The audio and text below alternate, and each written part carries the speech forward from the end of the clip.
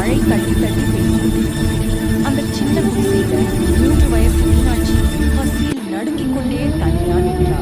அம்மா வேலைக்கு போயிருக்காங்க. வீட்டுல சாப்பாடு எதுவும் இல்ல. அவளால் பசியை தாங்க முடியல. குட்டி கையில் ஒரு டம்ளர் எடுத்துக்கிட்டு மழையிலே வெளியே நடக்க ஆரம்பிச்சா. ரொட்டி கடை முன் நின்றப்போ கடைக்காரன் கோபத்துல இங்க என்னன்னு கேட்க அவள் பயந்து மெதுவா கண்ணீர் வடிய சொன்னாள். "ஆண்டி, சாப்பாடு வேணும். ரொம்ப பசிக்குது." அந்த சிறுமியின் கண்ணீரை பாருங்க. கடைக்காரனோட மனசே உருகிச்சு போச்சு. அவன் சூடான ரொட்டியையும் பாலும் அவள் கைக்கு தந்தான். மீனாட்சி 2 கசைவுகள் தின்னிட்டு ஒரே ஒரு அம்மாவும் பசிப்பாங்க. அவள் பாதி ரொட்டியை கையில் பிடிச்சுக்கிட்டு மழையிலே அம்மாவுக்காக. வீட்டுக்கு வந்த அம்மாவை பார்த்ததும் குட்டி அவளை கட்டி பிடிச்சு ரொட்டியை கொடுத்தா.